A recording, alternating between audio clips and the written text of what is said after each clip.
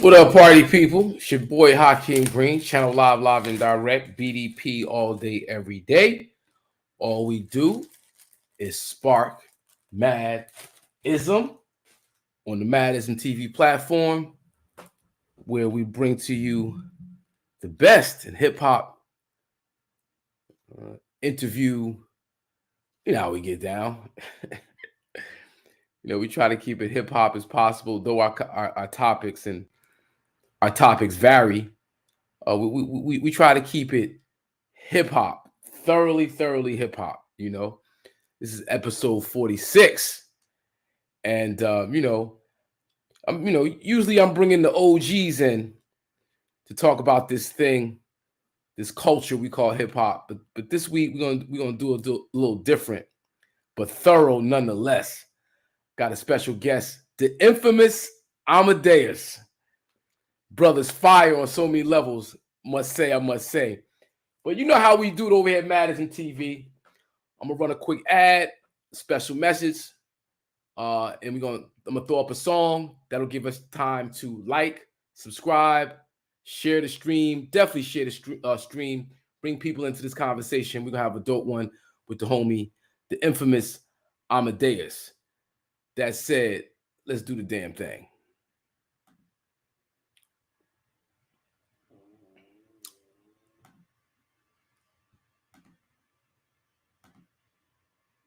Yo, salute to my man Domingo first and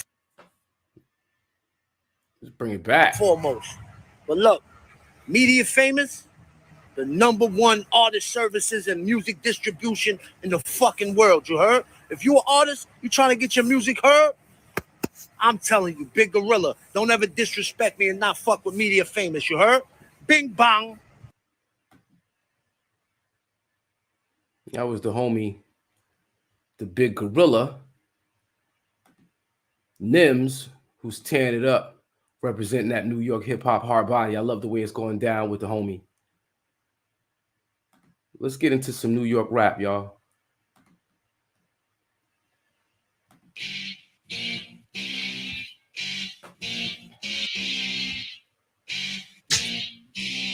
Yeah. Since y'all like jewels, I'ma drop a jewel. Makes the money, rappers act like fools. The blind lead the blind, we all blinded by the shine. Bad boys dying like Biggie just to go to jail like Shine. I ain't gotta diss rappers, these rappers diss they self. Ride with Donald Trump like they ain't got knowledge of they self. Knowledge as well, but I keep that thing up on the shelf. Jacob make you freeze, but the feds will make you melt. Everybody want the belt, who want the crown in New York? Everything sound like Atlanta, the world clown in New York. They call me niggas the most high, my niggas be the most high. Cause we stay burning bush like Mount Sinai. Soldiers don't die, gangsters don't cry, but when rappers get killed, they go to the place where people lie. 85 is civilized, 10% capitalized, while others realize hip hop is in disguise. Bringing back that old New York rap. Bringing back that old New York rap. Bringing back that old New York rap. Bringing back that old New York rap. Nowadays, niggas don't want the real hip hop. They rather hear that shit meant to kill hip hop. Who deal around the clock? Who ill with the Glock? 10 years done past. You still on the block? You still selling rocks, serving fiends non-stop. You worse than the snitch, nigga. You dealing for the cops. Niggas lay traps, then scream trap or die. Like all we got is that, or we can stay black and die. Relaxing with the lie, but the facts won't lie. Another rapper died. Everybody asks why. Take some chump change, get yourself a chump chain. Go juice some little crew. Have them pump pain, you can G off with the rap, but you gotta master that. Don't try to drop no science, you better all pump and crack. Serving Mr. Magic Friday nights rap attack. Saying it's somehow a Jersey nigga bringing New York back. Bringing back that old New York rap. Bringing back that old New York rap. Bringing back that old New York rap. Bringing back that old New York rap.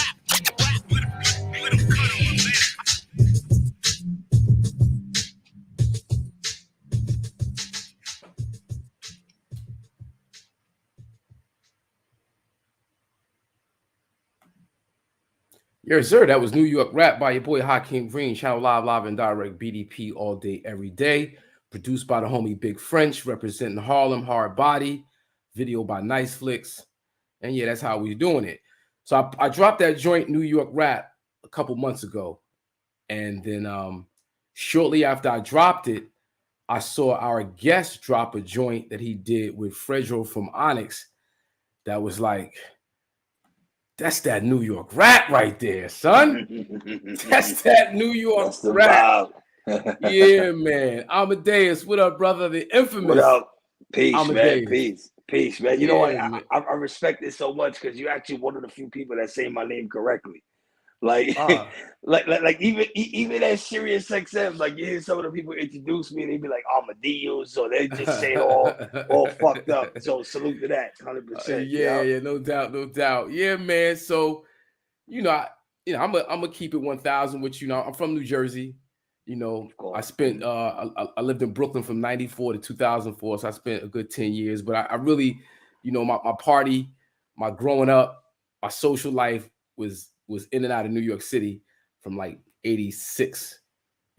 I just have a very special place in my heart for New York City, for the culture, what New York gave us in terms of hip hop. And it gets disheartening when I see the culture, the true culture in the homeland at that not be represented correctly. So, we're going to get to that conversation, but to really establish things, where you from, where do you represent? I need people to know your pedigree in terms of you as a New Yorker and when you first come in contact with this thing we call hip hop. No doubt. Of course, I'm from the Bronx, Marble Hill section of the Bronx. That's the Kingsbridge area. Not many people came out of my area. I know Kid Capri came out of there, and very far and few. So getting into hip hop was like an uphill battle because it wasn't like I got in here knowing anybody, right? It's like, I had to make my way. But my first encounter with hip hop, 100% was Joe Public, Live and Learn.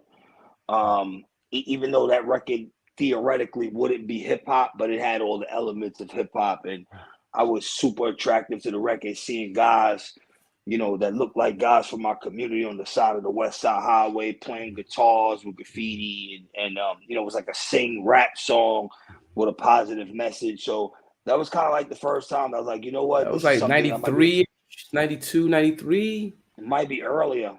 It might be like 91, maybe. I'm not sure, to be honest, but this was early. I must have been like 8, 9.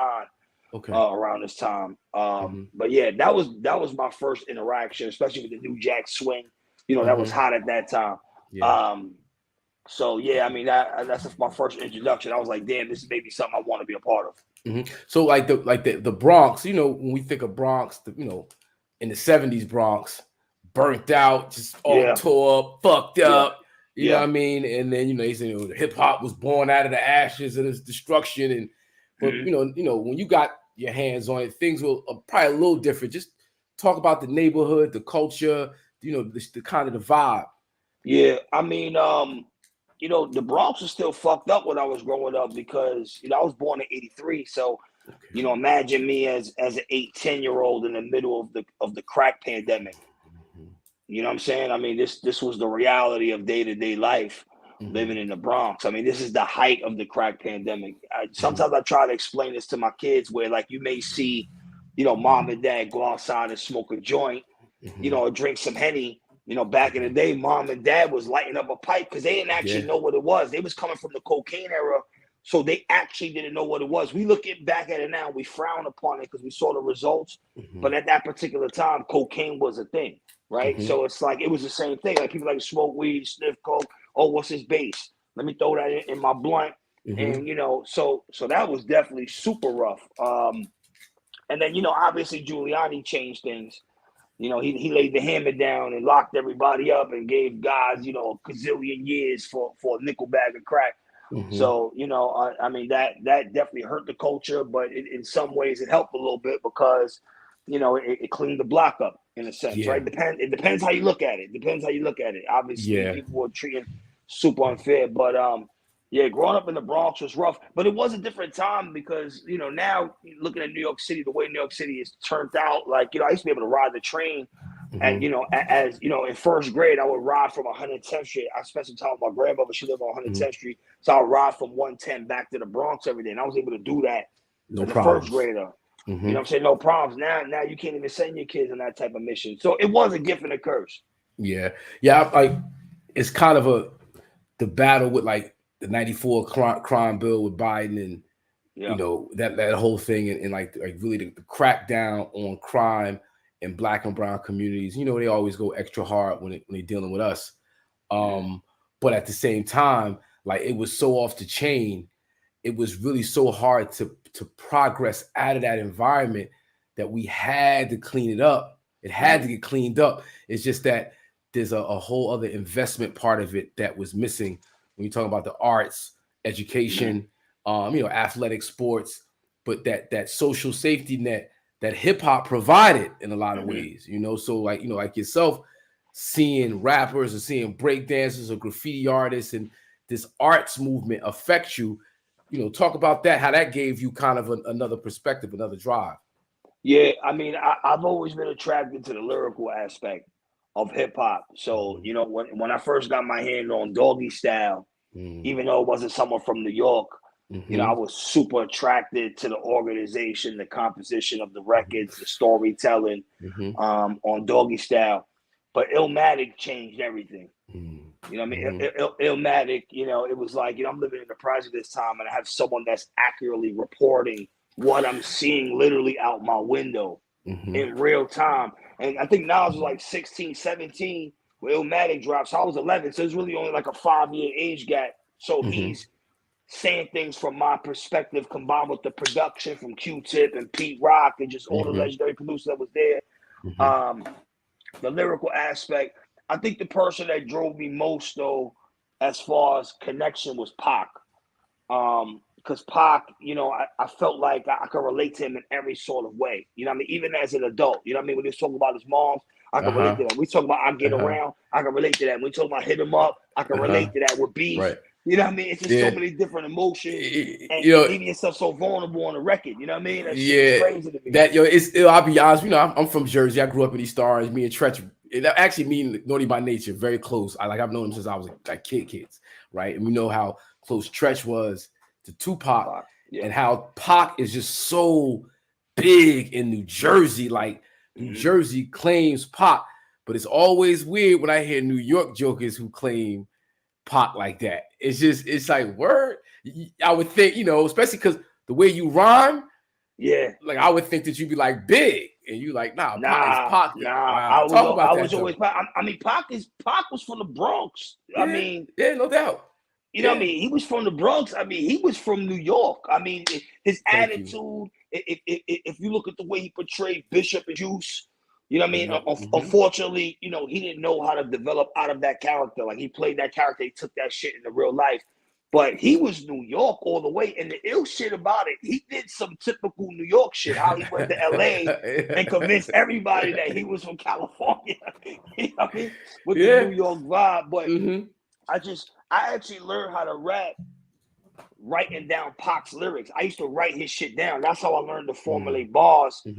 Hearing someone articulate rhymes in a rhythmic form and then writing it down and seeing how they were supposed to be structured and then figuring out how you're supposed to pronunciate and arrange your lyrics.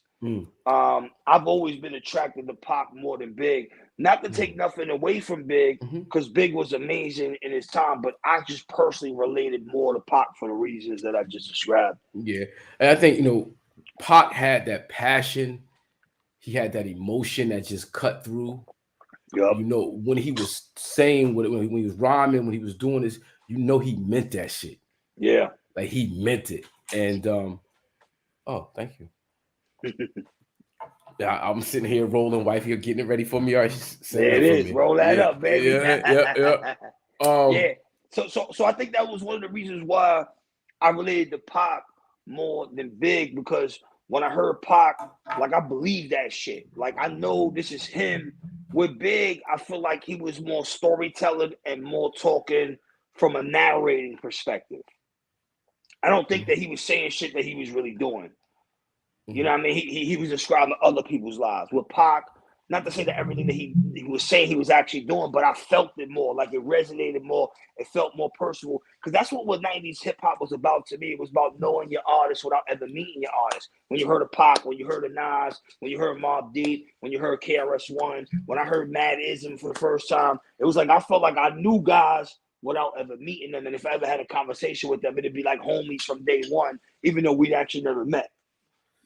Yeah. Nah, I feel that. Now, when did you start picking up the pen? How old were you? Whew, man, I was probably rapping from like 14. Rap was the first thing that I did. Like, people know me as a DJ now, obviously, because of where I am. And in all honesty, I designed it that way because when I had decided that I was going to go behind the scenes and I wasn't going to be an MC anymore, because I took like 7 years away from being an MC. Music was changing so much at that time. Auto-tune was introduced.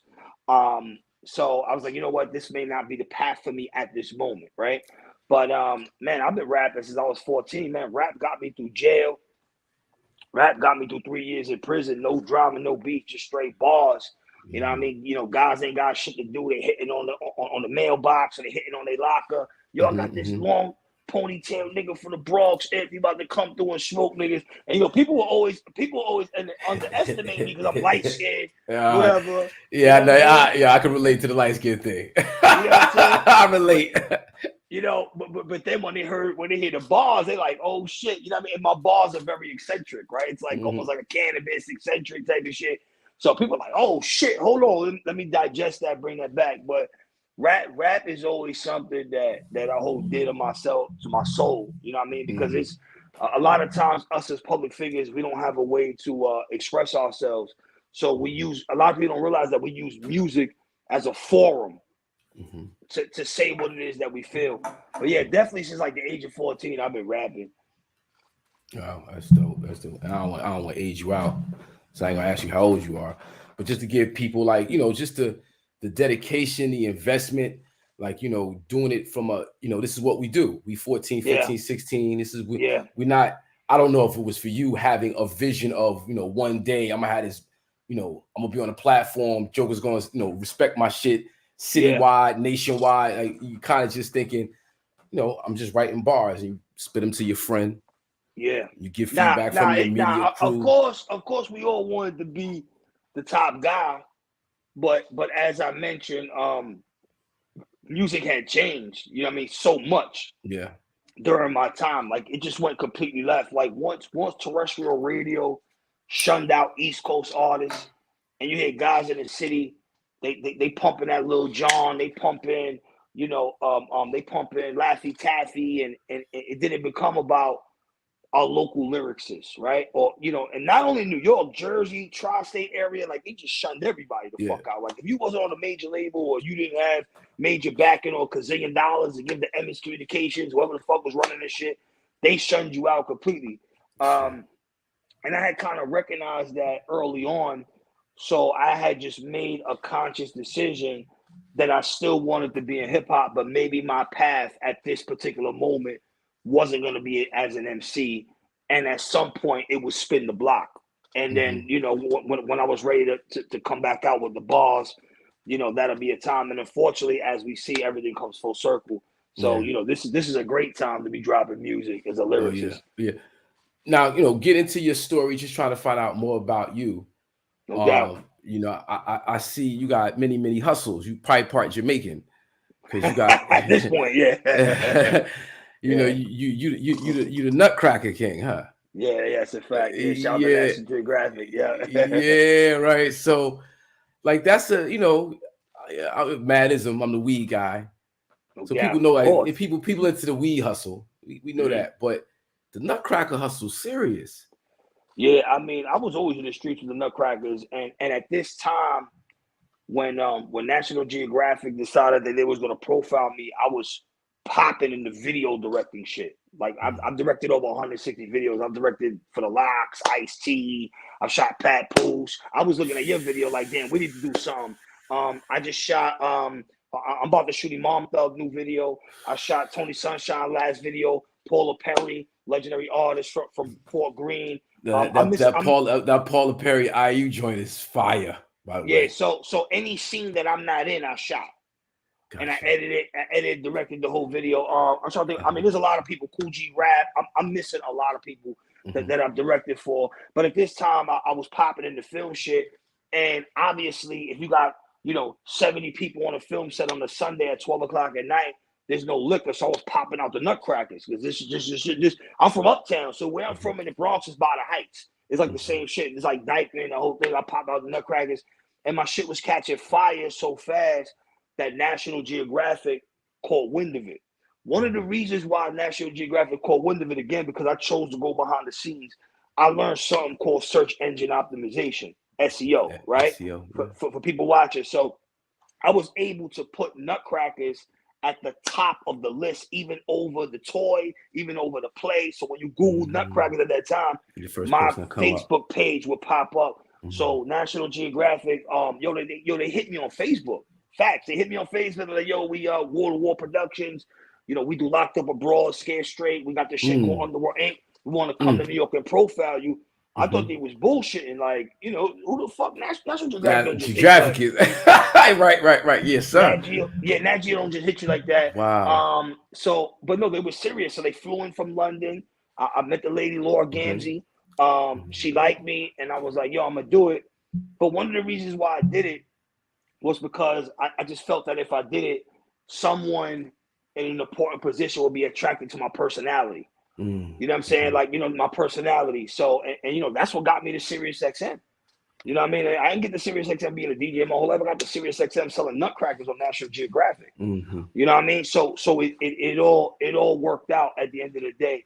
But that was a real life situation. Even to this day, people still hit me for nutcrackers. To this day, people will see me on TV. That's why I had to get out of this shit, because people will see me on TV. I try to take my number offline. They still hitting me. Yo, the shit aired on Sunday. The shit aired last Sunday, and people were hitting the backline phone. Trying to get placing orders. I need that, son. Where you at? They're like, yo, I mean, that city on Shade 4-5. I can't believe that's you. I need 30 nutcrackers. I'm like, yo, it's clip, man. That's it. But I mean, it definitely served its purpose. And one of the things that I enjoyed about the nutcracker shit was, because I had a legitimate gig. Obviously, I was doing film. It was the hand to hand. That's just the Bronx being in the hood as minorities. I enjoyed the hand to hand, so it kind of kept me humble. When you, for the first time getting around celebrities, a lot of shit can get clouded for you. You know what I'm saying? You get cloudy, you think you popping. Nah, I needed a hand-to-hand hustle to keep me grounded. Yeah. So, Nat Geo, nutcrackers, man, but that's what it was. For the audience, when you talk about that hand-to-hand hustling and the networking, people say, your net worth is your network. You talk about that, because that's the importance of something as small as nutcrackers or weed or tapes, or like this hip hop culture. Everybody can't be the rapper, everybody can't be the There's all these other lanes that are being filled and legitimized at the same time. That's a fact. You know what I mean? Because we do it on the underground, we establish the market, and they come in and swoop in and be some other shit. They bid our whole shit.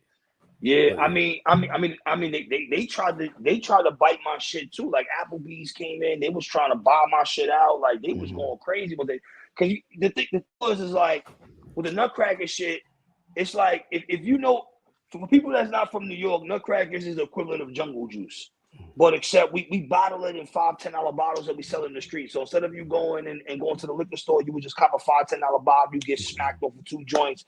You know what I'm saying? And corporate America was trying to monopolize on that. But shout out to Laura Gamzee, because she told me right when I finished filming the episode, she said the very first thing you go to do tomorrow is you trademark nutcrackers. Because it's going to be some guy in Kansas or Kentucky or Idaho or some shit is going to see you on fucking TV, and they're going to try to snatch your shit. You know what I'm saying? I did catch a lot of backlash in the streets because niggas felt like I should have not been publicizing that shit. But at the end of the day, y'all being greedy. Like, this is a way for people that whole Nat Geo shit, niggas getting money in Russia, Brazil. I mean, it's all over the world at this point. And it was just because they saw me on TV. People that's broke, they don't got shit.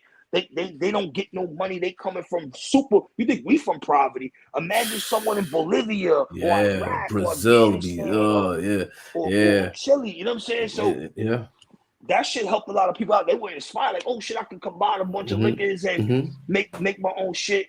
You know what I'm saying? So I think at the end of the day, I accomplished what needed to be accomplished when it came to that. You know, what's the point of having a gift if you're not willing to share it? Yeah, that's real. Absolutely. Yeah, absolutely. And, you know, just like legitimizing it, because it's just on National Geographic right there. Now that's people don't look at it like it's that, you know, but it's our people can fill that lane in. And I need to recognize when a lane is being created. So salute to you, you know. Appreciate that. Appreciate that. Now, as an MC, right? It's so coming in the game, you know, I was in college. I was actually just out of college. I was a school teacher. You know, the other half, he was in college. You know, we was like extra lyrical miracle with it. Right. And Chris used to tell us, nah, y'all too lyrical, y'all too educated, y'all gonna go over people's head. Y'all gotta dumb it down. Right. Now, when I listen to your rhymes, you don't dumb it down. Nah, I ain't dumbing nothing down. But it's mad street. It's mad. It's like, how do you, as an MC, don't give no jewels away, but that's an ill balance right there. Like you said, you brought up cannabis before. Yeah. Yes. Yeah. But nah. Like, I really like what you do. You know what I mean? The way you Thank you. The way you deliver your rhymes, because you don't waste no lines, and you're using double entendres and syllables, and you know, you're not afraid to give us the lyrical miracle. So just talk about that for a second. I mean, the thing I think that's helped me to this point, that's getting people behind me as a lyricist, is, you know, I'm thinking about every fucking word that I say. Can you curse on here? I don't know. Yeah. I was smoking weed. Oh shit. No doubt. Yeah. So I literally think about every single word that I say. You know what I'm saying? It's not like I'm just sitting here jotting down bars and creating a paragraph and trying to make it all connect by the 8th bar. I'm making everything connect from bar 1. Everything that I say is a punchline. Everything that I say means something, and it all connects the same way an essay does. You know what I'm saying? But I think one of the things that's helped me the most, being a lyricist, is I've been vulnerable as an MC. So when people have heard like my past albums, like my last album, Any Day Now, I had so many different topics on this album. I spoke about infidelity. I had a song talking about a child custody situation that I went through in real time with my baby moms. I got songs about, I wrote a song called Never Make It. That's the next video I'm actually gonna put out off this album. It's about an apartment that I used to live in. And the name of this album is Any Day Now, the sequel. Any Day Now, the sequel. Yeah. All right. Yeah. Any Day Now, the sequel. This album changed my life. It got me on BET for the first time, MTV for the first time. It got me on Hot 97. Rapping the way that I rap got me up to Hot 97. You know, and it was because I think, again, the vulnerability on this project, like what people heard, like on this Onyx record that's out right now. Shout out to Frederick Starr, Ricky Bads. I mean, that's just straight ball work. And at the end of the day, I am making it make sense, but we all talking street shit. But when you hear my catalog, I do have a lot of content. I got a song called 90s Vibrations. It's a song for the chicks. I'm talking about all 90s references, the Branson Spot, Hydro, Avrex. I'm talking about felines. I'm talking about all these different types of things. And I think overall, that's what attracts people to me the most. As a lyricist, the last record on the album, I'm talking about the political situation. I'm talking about your favorite MC DMing you, trying to sell you a mixtape slot while they're standing on a fucking yacht in the pandemic. You know what I'm saying? And on this record, I put it into perspective where it's like, all right, you over there DMing kids during a pandemic because you know they're getting PPP loans. And they think that it's you, but it's not you. There's some kid in the Bronx who will give his last dollar to think that they're gonna get a slot to get on your mixtape. But how would you feel if in the 80s you was rapping in the staircase and you met Rakim and he did the same shit to you? So it's like, you know, we covering all bases on this project. You know what I mean? Nice. And I think that's what people like about me the most as a lyricist. Yeah, I fucks with you heavy. The beast is hard too. Now, like the New York sound, I saw you do an interview. I don't know who your interview was. A clip on the gram. It just went up, and you were talking about how you go around the country and all the new artists still have the essence of that region in their music. But when you come to New York, it ain't like that. It's like it don't. It's But talk about that and what made you discuss that on the show. That's something that I've been thinking about for a while, because as we travel the country, it's very obvious. The obvious is obvious. If we hear any artist from LA, we could pull any artist from LA. For example, DJ Mustard had a run. He was producing every record. You knew before anybody said a word, as soon as the bass hit, you knew that was a California West Coast record. You know it. You don't even got to hear nobody rap. You know where it's from.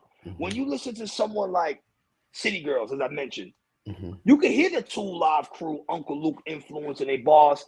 When you listen to the Atlanta artists like, Lil Baby, Gunna, 42 Doug, any of these young kids, it is a derivative of trap. Let's be clear, trap music doesn't exist no more. That shit died with Jeezy and T.I. This is a whole different sound, but it's still a derivative of it.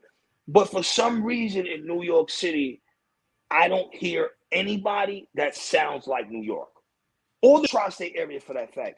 And it's because they stripped us of our identity when they chose to stop promoting New York artists. The person that brought this to my attention originally was Granddaddy IU. Shout out to Granddaddy IU. He brought this to my attention where, he was saying that they stopped promoting East Coast artists. I really thought about it. I'm like, you're actually right. Then I actually went back in the timeline. I'm like, damn, it's really true, because they stopped promoting East Coast artists. You got Rosenberg, for example, right? He has one of the hottest albums real late. This guy is on Sunday at 2 o'clock in the morning. Why is he on Sunday at 2 o'clock in the morning? Why you can't put him on at any other time? Why you can't put him Saturday night? You had K-Slay on there for years. You got him on at the wee hours of the morning. But yet you promoting this garbage. And kids are only going to create music for what they think is going to get them on the radio. That's right. When terrestrial radio doesn't fucking matter at this point. Yeah. You don't need terrestrial radio to get on. No. But they're creating music to get on the radio. So they killed New York rap completely. So 1996 Telecommunications Act. Deregulated broadcast radio telecommunications. It used to be rules in place where you couldn't monopolize the public airwaves, right? So they had to change the laws to make room for the iHearts, the Clear Channels, these big conglomerates. Used to be time where you couldn't own. I don't want to play myself, but like you couldn't own a newspaper in New York, LA, DC, and you couldn't own a radio station in New York, Chicago. Like the rules was like you couldn't play the same artist a certain amount of times in an hour. No matter if it was their own record, a collaboration with somebody else's. Now all those rules are gone. And when that happened, it became, if you can't hit nationally, you're not gonna hit. And New York is such a unique place. New York is such a different place. It's not like the rest of the country. The rest of the country, for the most part, is the rest of the country. Culturally, now everybody's different, no doubt. But culturally speaking, Memphis rapper is more relatable to what's going on the West Coast than a New York rapper is relatable to go in the West Coast or in Memphis, right? So you have a bigger market audience. So mainstream is like, fuck New York. That's not what people want to hear. And it had a lot to do with it. There's other things that went on that kind of killed New York and regional music, period. It's no longer about regional music. It's all about the national South. You can't pop nationally, then it's just a rap. But you completely clip. And to add on to that, I think working in radio, because obviously I'm on a national platform. I realized once I started to get in the gauge of who was listening to me, I started to realize that New York people are actually the one with the accents. Right? Because if you leave, because remember, we're from New York, so we assume that the way that we talk, the way that we act is the proper way, and everyone else has slang. But if you gauge, you could go past the I live in the Poconos. You go past the Poconos, down halfway to Pittsburgh, all the way down to the damn West Coast. Once you hit Philadelphia, south, even going a little bit north, everyone sounds the same. So what is going to happen when they hear someone that talks like them, acts like them, says the same slangs they say? More relatable. They're going to it's more relatable. It's more relatable.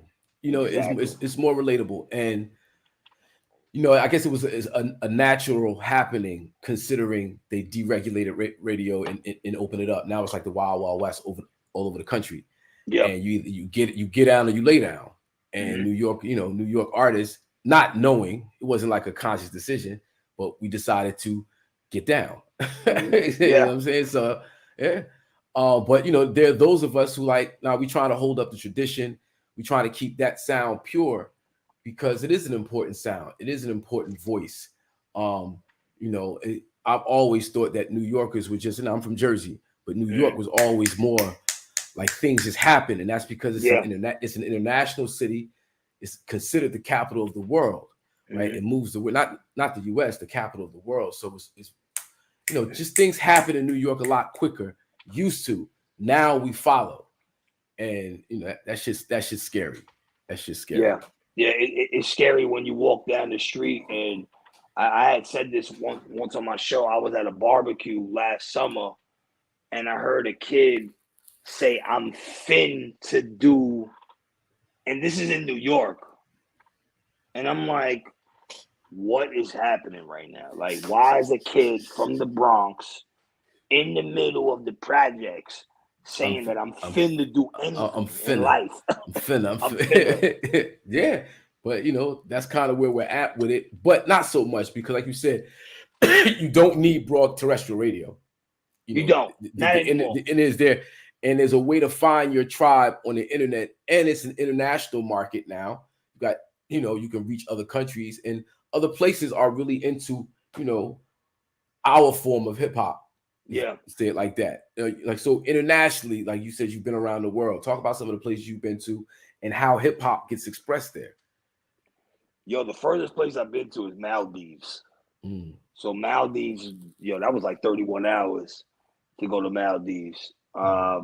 They weren't really tapped into hip hop, but I noticed as I travel, specifically, like I went to Dubai, obviously Maldives. I've been Canada. I've been a bunch of places. I noticed that people resonate more with the 90s style of hip hop, specifically R&B, than anything else. Usually when I get booked to go somewhere, before the pandemic, I was booked at least 10 times a year in Atlanta, and they would specifically book me to spin 90s R&B music. Literally. Like, they would just literally like the brunch vibe, right? Because this is what these kids are doing, and this is the deeper problem with it. These kids, when you wonder why you're hearing kids singing on records, is because they're filling in for an R&B genre that doesn't exist. Wow. They're filling in for R&B genre that doesn't exist. When you hear a Chris Brown record, it sounds like a Young Thug record. When you hear this guy record, it sounds. I mean, there are some people like her. I mean, there are some, but there's not enough. And then you don't have the crossover aspect that you had at one time, or you have Jodeci collaborating Wu-Tang, or you have Mario Winans collaborating with this guy, and 112 collaborating with this guy. Like, you don't have that anymore. So that's just really what was happening right now. The kids discovered that they didn't need a singer, and they got this robotic platform, and they're filling in for a genre that they don't have. Well, that's it. The Versus the other night. Terrible. Terrible. It was a clown show, right? You know, and you know, without the auto tune, like, you know, I'm an old head. I just gotta embrace it. You know, I fuck it. You know, I'm 53. I'm old head. You know what I mean? And you know, I like what I like, and I don't like what I don't like. And I don't even tap into the shit that if I don't think it's for me, I ain't really trying to tap in. Yeah, motherfuckers call it short-sighted, call it old grumpy man, whatever it is. That's just what it is, right? So hearing them on the Verses the other night, I was like, yo, these motherfuckers cannot sing. Like, all the touring these guys have done over the years, nobody ever peeped their card. Yeah. And how do you go that long with the Fugazi? I don't know, man. I'm not gonna lie. I had Omarion smoking Mario. If you just look at catalog, Omarion has the records. But boy, Mario really really disrespected him, and he was disrespecting him with records that none of us ever heard. That was the bad thing about it. Mm-hmm. If I knew 5 Mario records, and I've had Mario on the show before, if I knew 5 Mario records, that was a lot. Like, you know what I'm saying? I'm envious of your fucking interview. Fucking, your site is crazy. By the way, you said you had Mario, like you interviewed Mario. Yeah, interview Mario. I would say out of everybody that I interviewed, the hardest person to get, the guy that does no interviews, but he did it for me, was Cool G Rap. Really? Cool G Rap does not do any interviews, bro. No, he does not at all. Doesn't. So the Inphamus Hour podcast, I collaborated with Boom Bap Nation. You know, Boom Bap Nation has 1.5 million hardcore hip hop fans that are between 35 and 55. But it's basically like a meme page, right? And I told Isness, the guy, shout out to Isnes, because he's the guy that's been popping. I love Boom Bap Nation. I've got the shirts, the whole 9 yards, bro. I'm locked in. Yeah. Let me tell you something. When you see what's going on with Papoose right now, with TuneCore and all this, this is a direct influence of Boom Bap Nation. Because without Boom Bap Nation consistently posting his freestyles before he dropped all these albums, we're not even having this conversation.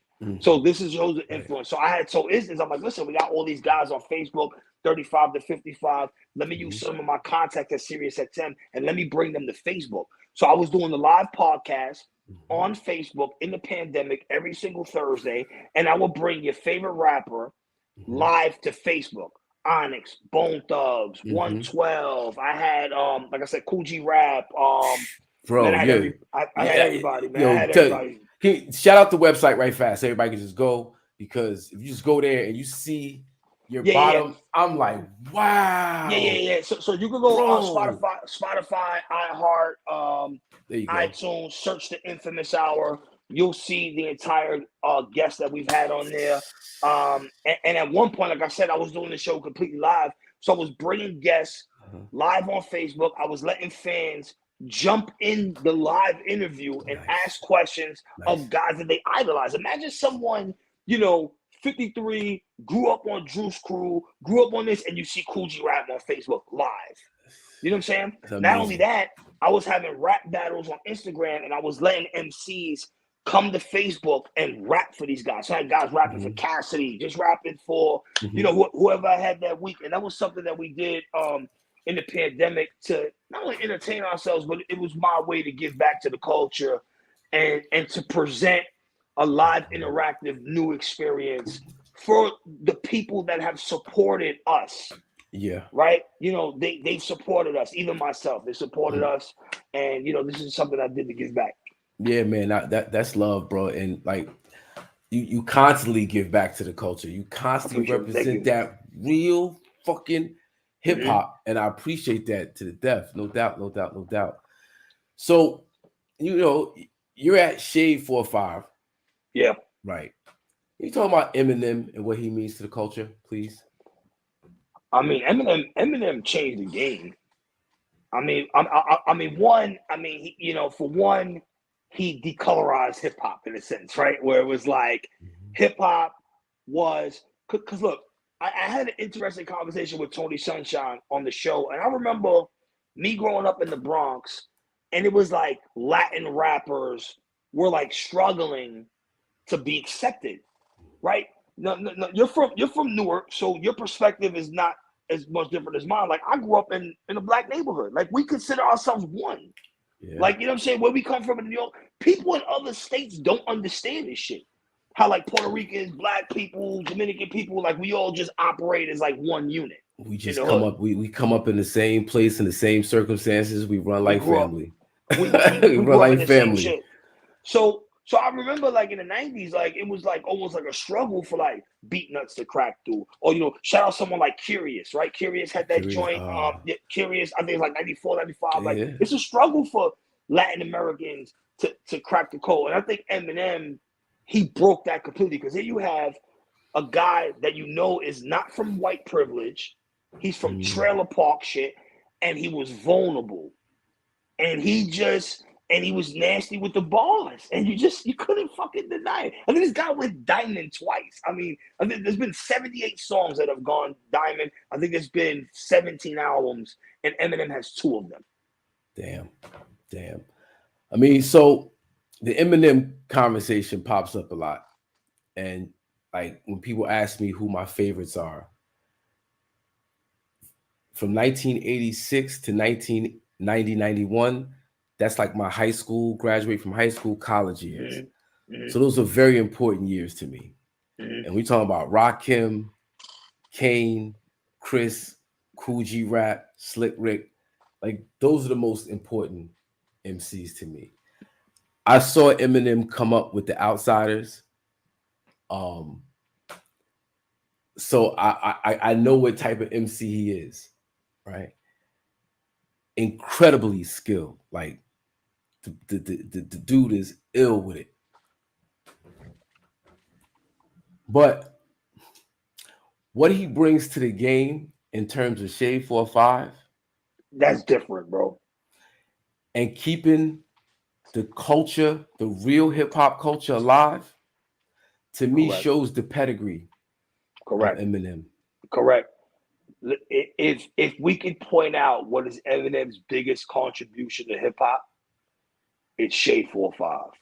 When you have DJ Premier on the radio every week, you got Tony Touch on the radio every week, you got Wu Kid on the radio every week, you got guys like Riz, Eclipse, Static Selector, you got Inphamus Amadeuz, you got Sway, you got Lord Sear. I mean, you got the guys. And one of the things that I could say, I can't speak for terrestrial radio because they go up there and they got a fucking playlist. When I have no playlist, I play whatever the fuck I want to play, period. That's it. And that allows me to get into a DJ bag with no restrictions. That's so important. You know what I'm saying? I can play whatever I want to play each and every week, no restrictions. You know what I'm saying? And uncensored, hardcore hip hop fans, they listen to Shade 4-5 because they want to hear that real hip hop shit. Yeah. Now don't get it twisted. Remember, Eminem is also bouncy, right? He plays with the flow. So, you know, Eminem fans do like the younger audience, depending on who it is, right? But I think we're at a point in hip hop where we need to dictate who are the spitters and who are the forgavey guys. If a guy can actually rap, we need to dictate who that is. Someone like Lil Baby. I think Lil Baby can rap. He sings a little bit, but I think he can rap. I'm not saying he's a KRS-One, but for a new generation, I think he can rap. He's not garbage. You know what I'm saying? If you actually listen to what he's saying, he actually got some bars. So we need to dictate who it is. I like my Lil Baby. fans, 90s hip-hop fans. You're going to hear the underground shit. You're not hearing the B-side records. You're hearing the C-side records every Thursday, 3 p.m. Tap in. Yeah, love it. Yo, man, I appreciate you so much, fam. No doubt. You know what I'm saying? Sharing some time with me. You know, that it's a good look for me, bro. I appreciate you. We're going to do that Infamous Hour video. The Infamous Hour interview, we're going to do that ASAP. This week, I'm going to have Hakeem Green because I got some stuff I want to talk to you about. I want to talk about that Firewall sample for that because, so right now, the place that I'm in right now, I'm in a weird place right now. I interviewed Coke LaRock for the Infamous Hour, and I've been exposed to the first generation of hip-hop that I knew nothing about previous to Coke LaRock, right? And the actual Herculoids party happens every single week in New York. It's called Live in La Rocks. This is the first generation of hip-hop. These are 70s hip-hop people that I had no idea existed. I'm walking in the room like, yo, what the fuck is happening? It's all this history. It's like they dropping names and niggas I never heard, this guy, that guy. I'm like, what the fuck is going on? So I think right now, where I am as a journalist, and if you watch a lot of my content on social media, I'm trying to put the timeline together, right? Because there's, again, it's sampling, right? So hip hop is about sampling. Again, like Madism, that's a Firewall sample. It's taking something from someone else and recreating it, right? And that's what hip hop has always been. So we need to figure out what the actual timeline is, because in order for us to move forward, we got to make sure that everything behind us is you gotta look backward. That's Sankofa actually. Bird going forward by looking backward. You gotta do that, man. We gotta do that. You gotta talk to Grand Mixer DST. Grand Mixer DST. Okay. Yep. You gotta talk. Okay. You gotta talk to him because he has a real ill perspective about the break beat, when the break dancers started dancing to the break beat, or the first b-boys was like in the 60s. Early, so we're talking about early in the 60s. You talking about early in the 60s, Yeah. like, and that's like everybody's got a piece of the puzzle, and getting all the pieces helps you build a magnificent wall. So I had some interesting dialogue with the Disco Twins, and they would dropping shit on me that I was born in the 80s, right? So this dates me 10 years and 15 years. I'm like, holy shit, you got this guy, Hollywood, he's DJing for James Brown at the Apollo. Yeah. But y'all not considering hip hop because he was doing disco. But what exactly is hip hop? Like, we need to kind of define this. Like, what exactly do we consider hip hop? And then they say hip hop was a derogatory term. It was the B-boys, which was also a derogatory term because it was the boy young boys or the boogie boys. Yeah. The break dancers, the jokers who actually danced to the break beat. And he was like, get that hippity hop shit out of here. Yeah, out of here, yup. His stories is ill, B. Ill. Yeah. Yes, sir. But once again, man, I appreciate you for coming on Madism TV, fam. Thanks, man. The infamous Amadeuz.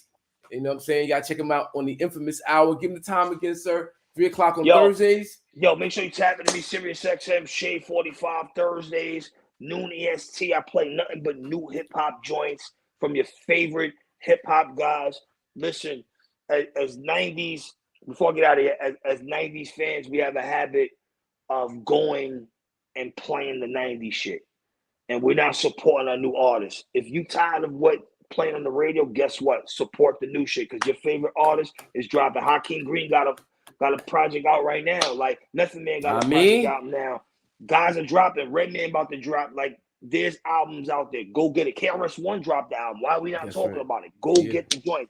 Yeah. So at noon, I play nothing but the new hip hop joints. At 3 p.m., the throwback classics. And then you can catch the Infamous Hour podcast on all your platforms. But you can watch us actually Thursdays, Boom Bap Nation. It's an amazing joint. We actually have a deal with Reach TV, which is the cable company that controls the airport. So we're live on Facebook, and we're live in every international and domestic airport in the country. So we're bringing hip hop not only to the Facebook, but we're bringing it to the airports. That's phenomenal, bro. It's lit. That's dope. You know what I'm saying? That's dope. That's dope. Yo, thank you, sir. Yo, this is Madism TV, boy Hakeem Green. We out. Yeah.